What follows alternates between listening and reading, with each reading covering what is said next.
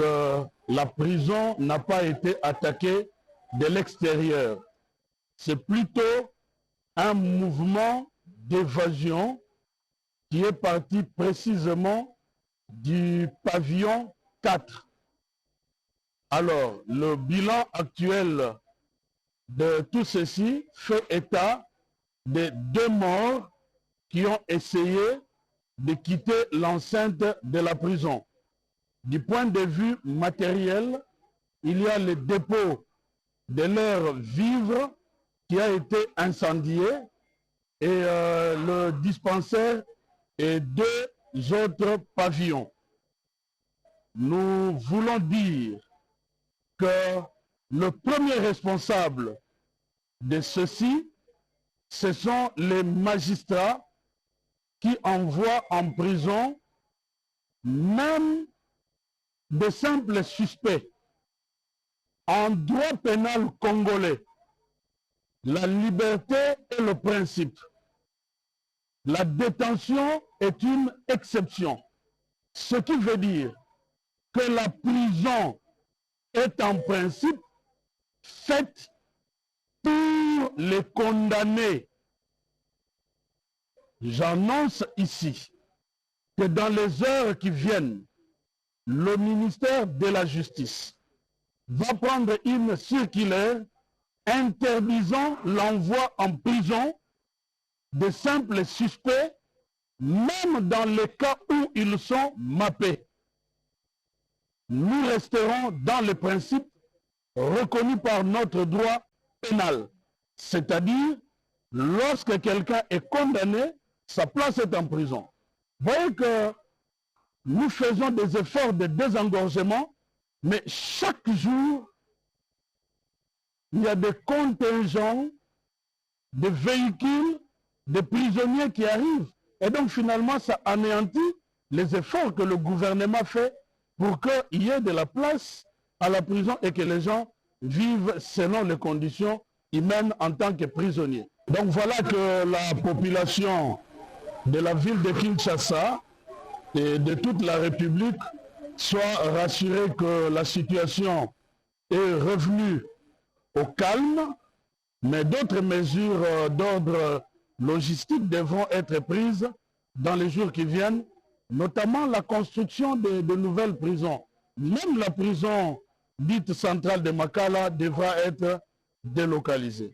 Merci de nous avoir choisis, chers téléspectateurs. Bienvenue dans ce nouveau numéro de votre magazine consacré à la police nationale congolaise. Ce magazine qui s'ouvre à la vice-primature où une réunion de sécurité du vice-premier ministre, ministre de l'Intérieur, sécurité, décentralisation et affaires coutumières avec le haut cadre de la police nationale congolaise, conduit par le commissaire général de la police la même journée. Une remise effective a également été organisée de véhicules et motos par les concessionnaires de la Société suprême automobile au patron de la territoriale. Suivez les détails dans ces reportages.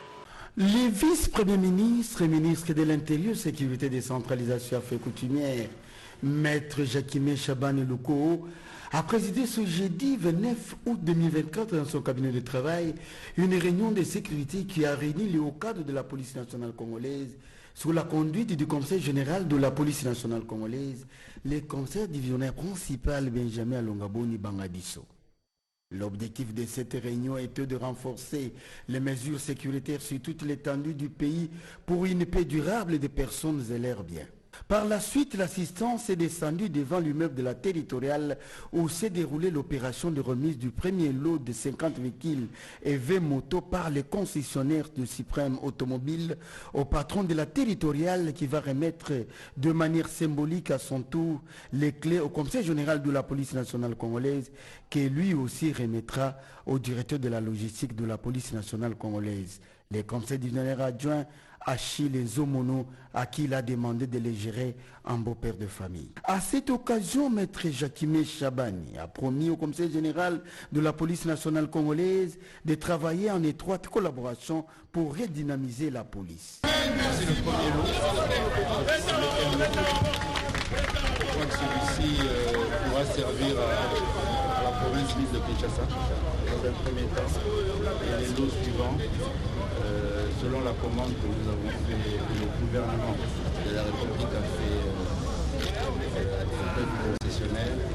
vont servir pour les autres provinces. Et comme nous sommes convenus avec vous, nous allons travailler ensemble pour redynamiser la police, donner les moyens qu'il faut à notre police nationale en termes d'équipement qui nous permettent de jouer son rôle. Un rôle premier qui est celui de sécuriser notre population. Déjà avec ces engins, ces véhicules et un premier petit lot de motos qui vont servir à nos agents de la police. On espère que nos populations seront mieux sécurisées et on va faire davantage. Et je tiens à ce que vous puissiez programmer cela en bon père de famille, que vous puissiez avoir l'œil sur tous vos agents pour qu'ils le préservent en bon père de famille. C'est un très grand investissement de l'État congolais sous la volonté ferme du président de la République, Félix Antoine Tshisekedi, qui tient à ce que son peuple soit protégé et sécurisé. Voilà. Le commissaire général de la police nationale congolaise, le commissaire divisionnaire principal Benjamin Alongaboni, lui aussi n'a pas manqué de s'exprimer. Merci de ce geste qu'on vient de voir et nous promettons d'en faire usage pour faire la et que vous ne serez pas déçus. Et à travers ces défis, la population va s'occuper vraiment à sécuriser la police.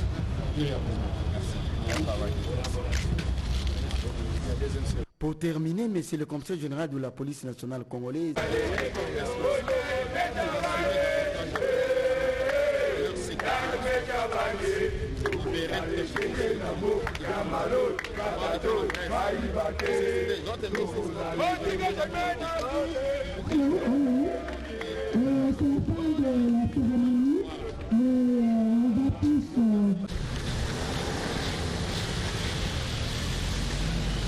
Et dans le Kwilu, 2 journées de réflexion et de recadrage des activités de la police nationale congolaise ont été organisées à Idiofa par la commissaire provinciale de Kwilu, Angelia Yangbonga, une activité qui s'inscrit dans le but de renforcer la sécurité des personnes et de leurs biens. Plusieurs autres cadres et agents de la police nationale congolaise ont rehaussé de leur présence. Plus de détails dans ce reportage. À l'issue de la journée de réflexion sur la sécurité des personnes et de leurs biens au Kwilu, organisée par Mme Angèle Yambonga, la commissaire provinciale de la PNC Kwilu, une année après sa prise de fonction, instruction donnée au commandant sous ses ordres au commissariat territorial de la police d'Idiofa au Kwilu, le commissaire supérieur Mongila Pierre, le commandant de ce commissariat territorial, a organisé 2 journées de réflexion et de recadrage des activités de la police à Idiofa afin de renforcer la sécurité des personnes et de leurs biens, du reste bien apprécié par la population, tel que le témoigne monsieur l'administrateur du territoire d'Idiofa. Oui, nous sommes venus et réconforter les agents de la PNC, aussi évaluer leur travail sur terrain plutôt, puis donner des nouvelles recommandations et stratégies auxquelles ils vont arriver à mettre en application lorsqu'ils vont retourner chez eux. Nous voulons que le territoire de Idiofa soit un territoire tranquille, un territoire où l'ordre et la sécurité existent. Et aussi à l'occasion, je profite à féliciter déjà la PNC territoire de Idiofa, les commandants, les colonels qui les conduisent et tous les autres, parce qu'ils sont en train de faire un travail, vous-même vous êtes en train de remarquer qu'à Idiofa sur place, les taux de Kounouna est au rabais maintenant. Et au niveau de nos villages, mêmement, la police est en train de faire un travail. Nous les encourageons, nous les félicitons et nous demandons à la hiérarchie policière de pouvoir s'investir pour qu'à la longue, la police d'Idiofa soit dotée de tout le matériel relatif à leur travail. Tout en espérant bien sûr sur l'appui matériel de la haute hiérarchie, nous comptons également sur l'apport de l'autorité politico-administrative d'Idiofa, responsable du reste numéro 1 des opérations de maintien et de rétablissement de l'ordre public.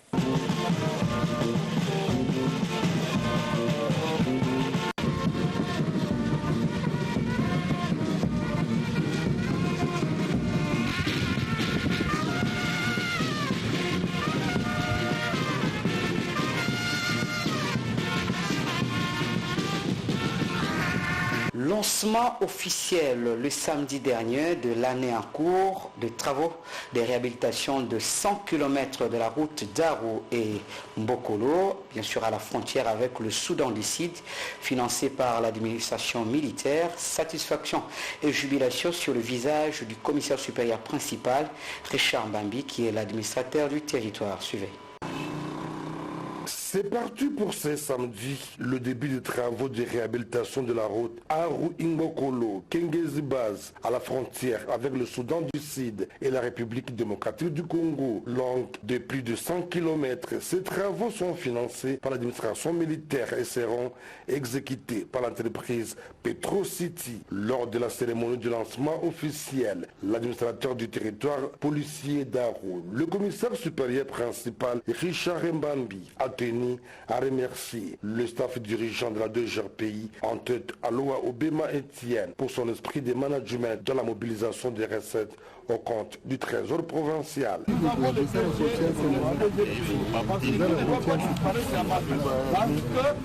devons payer. Et nous ne devons pas payer avec l'argent qui va venir du Congo central. Non. Nous n'allons pas payer avec l'argent qui va provenir de Irum. Non.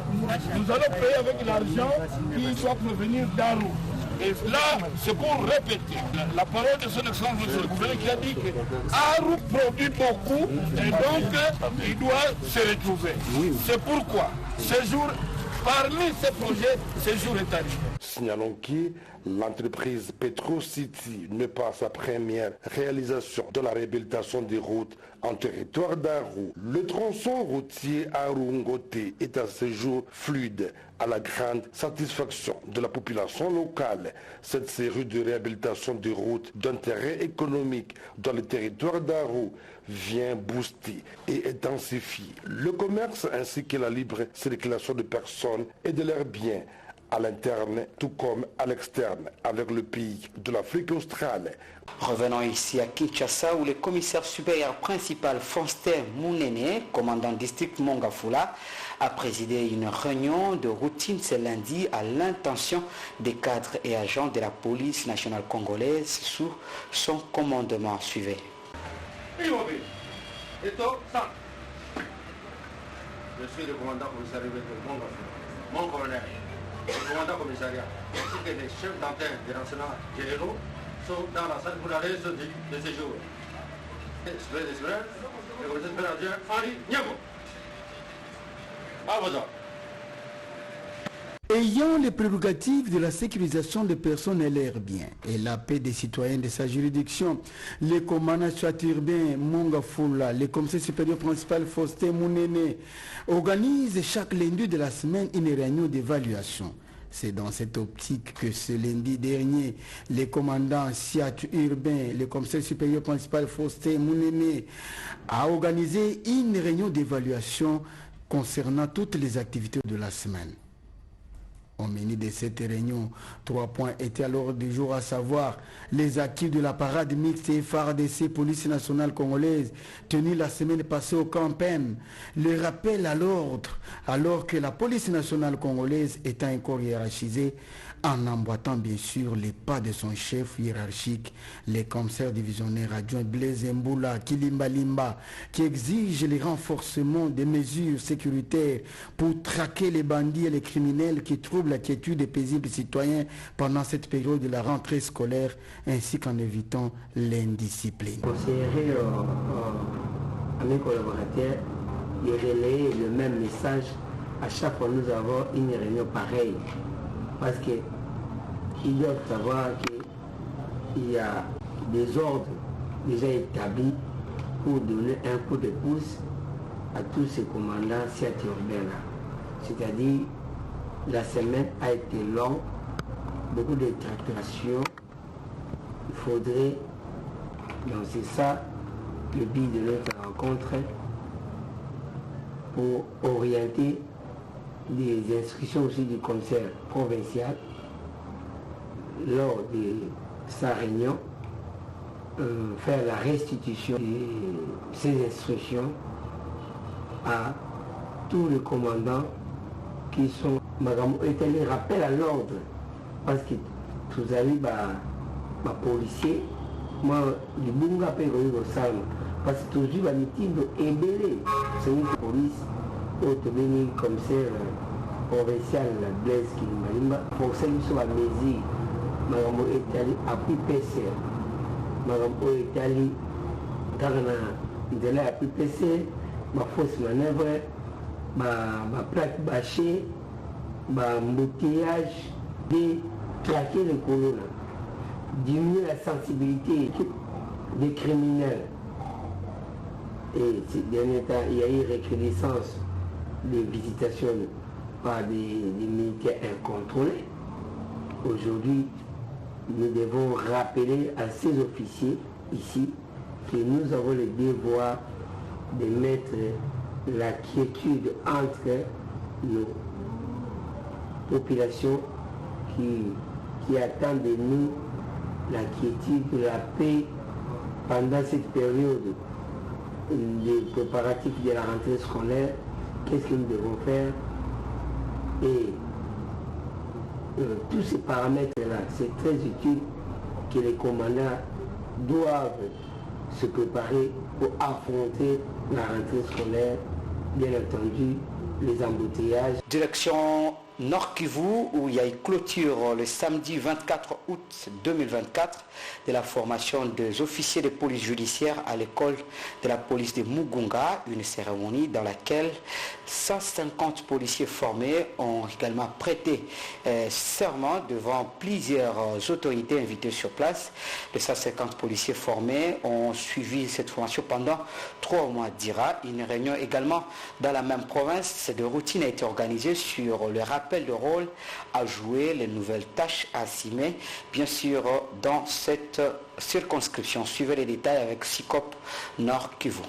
Le chef de l'État congolais est déterminé à s'investir dans la réforme de ses services de sécurité en général et particulièrement celui de la police nationale congolaise. C'est dans ce cadre qu'il y a eu une énième formation des OPJ à l'école de police de Mugunga. Au total, 150 policiers, dont 14 femmes, venus de Beni, Butembo et Goma, ont bien suivi cette formation qui a duré 3 mois. La clôture officielle a eu lieu ce samedi 24 août 2014 en présence des autorités provinciales civiles et militaires ainsi que celles des partenaires du gouvernement congolais qui représentent le système des Nations Unies, notamment l'OIM et l'UNPOL. À cette occasion, plusieurs mots ont été prononcés, d'abord par le directeur de l'école Mugunga, ensuite le représentant du commissaire général. Il s'en est suivi le mot des représentantes du système des Nations Unies, enfin le représentant du gouverneur de la province du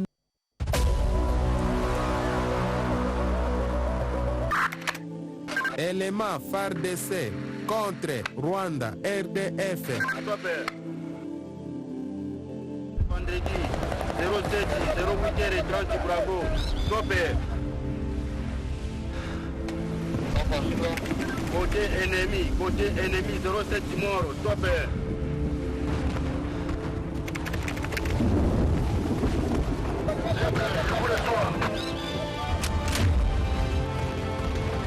À couvert!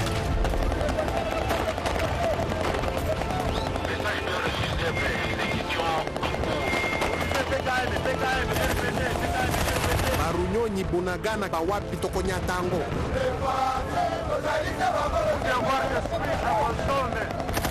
Faire une défensive ferme afin que l'ennemi ne puisse pas gagner du terrain. Bandeko Mapinga, commandant suprême, Alobaki Nabisoboyi. Vaillants soldats, ensemble, nous triomphons de cette agression injustifiée. Tozali Bakengeli Mabele Mabiso, Basenzeli Yasinzili, Bamemi Elikia. Bokasi ya Munguna, ekoki komona na neti eleki. Kasi nazali koloba na bino, toleki kutu kozala basoda. Tozali Mampinga, ma République démocratique du Congo.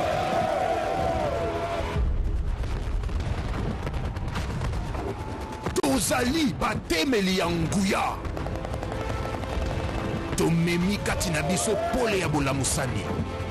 tata wangai yambo akufa alobelanga maloba maye atako bobangi ezali lolenge kani ekoki kotemela nguya ya bolamusani te. Bobangi ezali ya solo kasi ekoki koboma moto oyo ekopela kati na biso te. Masasi mabiso mazali maloba nganga na biso ezali masolo. Boleli nyonso ya munduki ezali nzela mpona bonsomi bwa biso. Lititi linso awa na République démocratique du Congo limemi kati nango ekaniselo ya bakongomani. Monguna akoki kozala na bibundeli bampepo kasi bazali na molema mwa biso te. Bendele ekoya te nyonso mpona ekolo, nyonso mpona ekolo, bunga mpona ekolo. Otandama, otandama etumba oyo tokolonga yango.